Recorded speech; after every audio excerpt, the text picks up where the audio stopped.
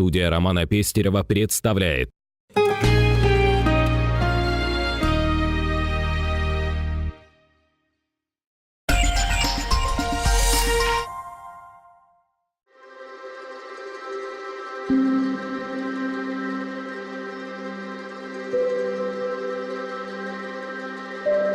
«8 мая единое детское движение «Стремление» побывало в гостях у детской организации «Орбита» Жатайской средней общеобразовательной школы номер 2. Детское объединение «Орбита» в преддверии Дня Великой Победы подготовили целую программу поздравления ветеранов ко Дню Великой Победы. Я являюсь руководителем детского общественного объединения «Орбита».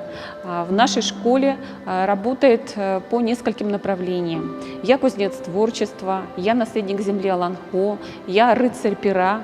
Это основные направления, которые у нас очень хорошо развиваются в нашей школе. Единое детское движение «Стремление Джулур» для меня прежде всего стало площадкой для самореализации и такой некой отправной точкой в моем активном, с точки зрения гражданской позиции, жизненном пути. Активисты нашего детского общественного объединения «Орбита» проводят различные акции по патриотическому направлению, встречаются с ветеранами, устраивают классные часы о событиях, которые происходили во времена Великой Отечественной войны. Ребята своими руками делают открытки и дарят их ветеранам, а также участвуют в праздничных концертах, посвященных победе.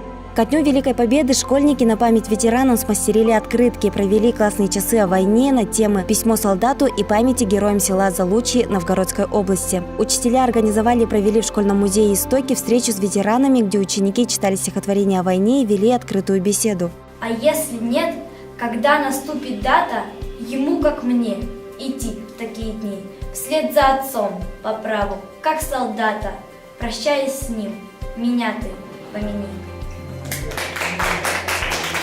После мероприятий в школе ученики отправились на встречу с ветераном тыла Тамарой Тихоновной. Ребята дружно поздравили ветерана с предстоящим праздником, а Тамара Тихоновна, в свою очередь, устроила чаепитие и рассказала ребятам о своих воспоминаниях о войне, а также ответила на интересующие вопросы школьников.